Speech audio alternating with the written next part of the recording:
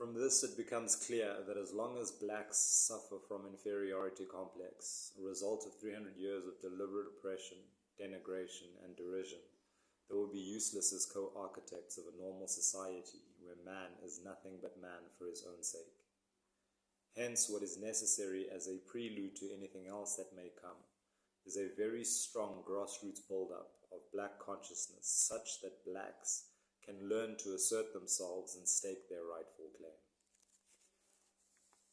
With the elections approaching in 2024, in a few short months, political parties are out in numbers, trying to convince South Africans to vote, and more importantly, to vote for them. As an ordinary South African who is disappointed with politics, who has lost hope that politics can redeem itself and get South Africa on the trajectory that we'd all like it to be on, which is to a better future for all South Africans, but specifically for Africans in South Africa. Most people don't believe in politics anymore. The amount of disappointment and hurt that we have all experienced from the state of our constitutional democracy at this point is fair justification for South Africans to just give up, which many have. And I can say this with confidence because over the last few months I have been engaging with the community that I live in here in Komani in the Eastern Cape, as well as other communities in Enoch and Kijima, and in the broader Kresani district municipality, all of which is in the Eastern Cape, as I said. I decided that it is necessary for me to begin a discourse around the state of South African politics from my personal perspective, because I am also going to be standing with a different hat on as I engage in politics actively. What does that mean? It means that leading up to the 2024 elections, I have chosen to not only vote, which I've always done, but this time around I've decided to join a political party, and not only to join a political party, but to put my hand up as a public representative. So I'm going to be campaigning on behalf of a political party in South Africa, but before I exclude anybody else, I would like to, on this particular platform, not promote the party that I am representing, but I would like to speak as an ordinary South African. I think it's important for all of us to take stock of where we are, and as much as all of us may say, yeah, but it's obvious, I know, it's not obvious. And as a single individual, there's no way you're going to know what's happening in the experience of the other 60 million plus South Africans. And so I think as somebody who has endeavored to inform myself about politics, I also have a legal background which may not be politics directly, but politics is based on a legal system. And so as I endeavor to have an intelligent conversation around the state of South Africa, what I believe are the causes for the state of South Africa, and what I believe are some of the solutions to the causes of the state of South Africa, the undesirable state of South Africa. I want to share some of the insights that I have. A lot of what I'll discuss will be based on my reality naturally, because the wisest thing to do is to speak from your own experience. And in a world where it's difficult to know who to trust, the media has certainly done everything in its power to show the shortcomings of politics, and I feel has failed horribly in exposing the failures of corporate South Africa, and also the failures of us as citizens.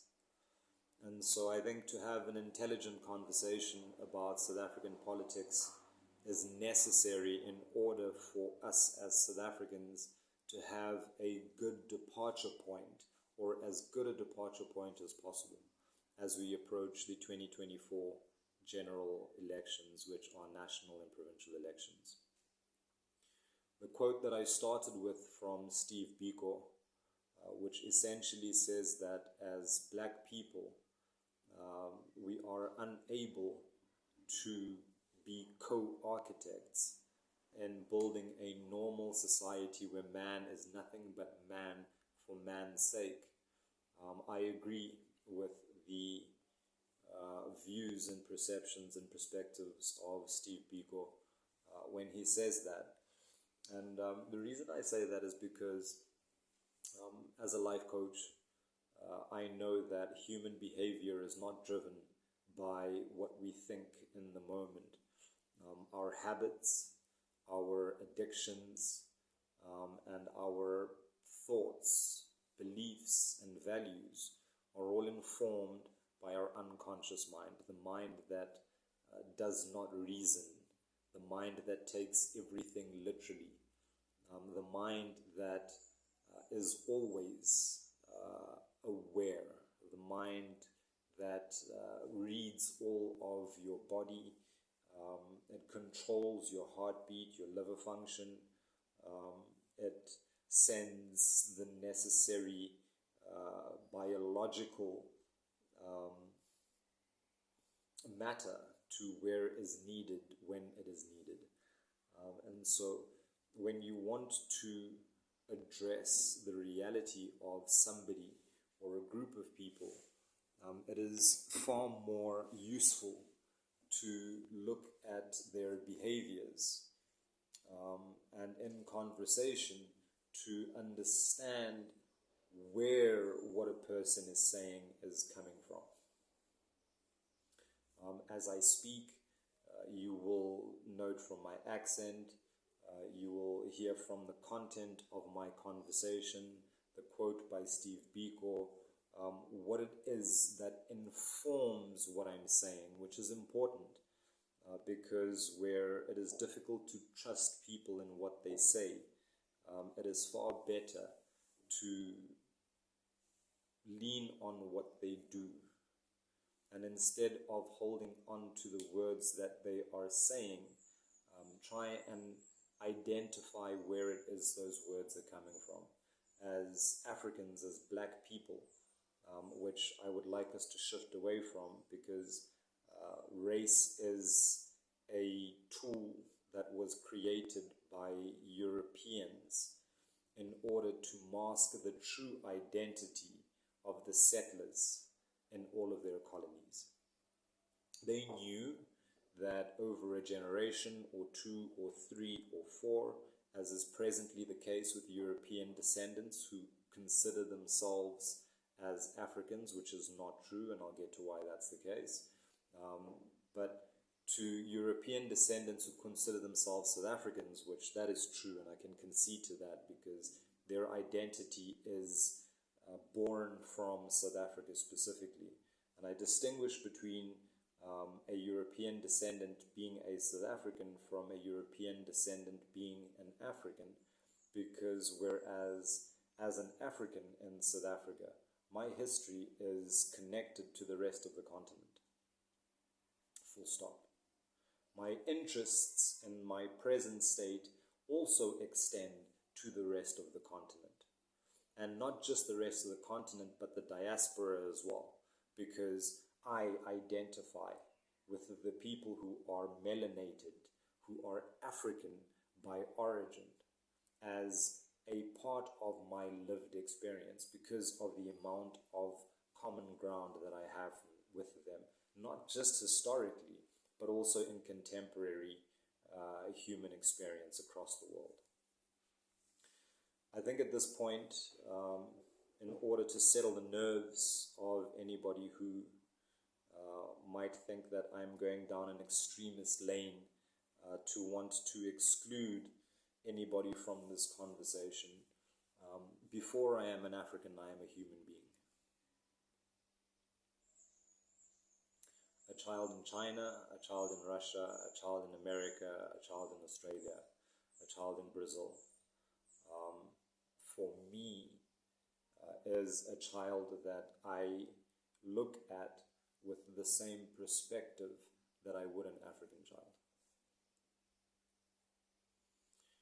It becomes more difficult to look at adults in the same way because adults tend to be stuck in their ways, hard of hearing, and as a consequence, it becomes less of my concern what their well-being is, because ultimately at the end of the day, they are of age and maturity to be able to do the necessary work, to be able to have an intelligent conversation that would essentially take us to a better place than we're existing in right now. And so the purpose of this discourse is for us to get to a place where we can understand what these grassroots black consciousness build-up activities are that Steve Biko is talking about in that quote, so that we can get to a place where we can indeed be co-architects of a normal society where race, religion, gender, and age, ableism, are not things that determine how we interact and engage with one another.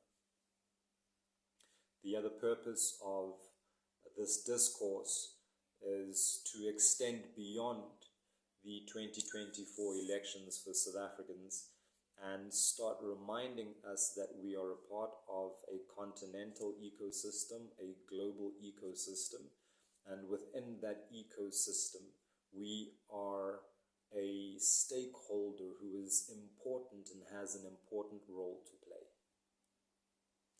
And so I would like for us as South Africans, those of us who are African specifically, to start embracing our African identity, which extends, as I said, beyond the borders of South Africa, into the SADC region, and beyond across the continent, and then extends even further beyond that into the diaspora, where other Africans exist and have their being.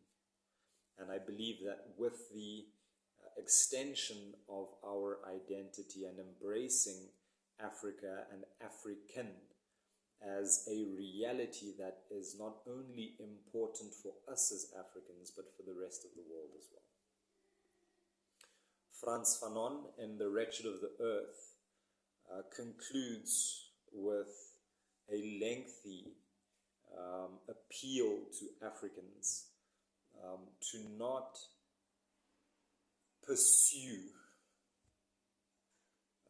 European civilization's success, European civilization for that matter.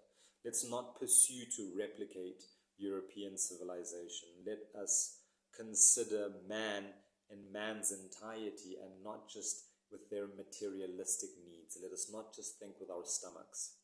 Let us not just think with our egos, but let us extend a man and man holistically into more than what the European civilization has reduced us to. And that is the last aspect of this discourse that I would like us to come to some sort of an agreement on as South Africans, as Africans on the continent and in the diaspora. And as we look towards the elections in 2024, I hope to provide another filter through which you can interrogate the political parties that are propositioning you to vote for them. I want you to know that you matter as an individual, whether you are an African, whether you are a European descendant who is a South African, and whether you are of the lost people and forgotten people, which are those of us who are of mixed heritage that were classified as colored. It is important for me that those of us who have at times fallen under the colored banner to reintegrate into our African roots without having to sever our European or our Asian roots. So I'm going to leave you with that for today, and I hope that you will join me again in the next, and I suppose the first true discourse of the African Renaissance community, the ARC, which is my personal brand, which is my personal ambition, which is to be a part of a community that is African and whose efforts are entirely and wholly dedicated towards the African Renaissance, a renewal of an authentic African civilization. Ndiyanibulisa bakoti, ndiyanibulisa egameni lezinyanya zethu sisonke, ndiyanibulisa egameni lento yonke elungileyo, ndiyanibulisa ngobuntu nesidima. Groete aan ons gemeenskap in Suid-Afrika en Suid-Afrikaners wat oorsee is en nie meer in Suid-Afrika is nie. Ek wil vir julle aanmoedig om nog steeds hoop te hê dat ons nog altyd saamwerk, en al is die gesprek moeilik, al is dit soms seer, vra ek dat ons nie moed opgee nie, dat ons vorentoe kyk met hoop en 'n versekerheid dat ons mense altyd in moeilike tye dit kan deurmaak. Greetings to all of the English-speaking South Africans, whether you are African or of European descent or you are of mixed heritage. I want to encourage you to not give up hope. I want to encourage you to register to vote. I want to encourage you to go beyond voting and join a political party, because that's when you actually have a say. I think that the future and what lays ahead for us is still better than what lays behind us. I believe that we made the right decision in 1990 towards 1994 to essentially integrate as a society, and I believe that if we do not give up hope on ourselves and each other, that we will actually be able to live in the kind of society that we all desire. Until next time, take care.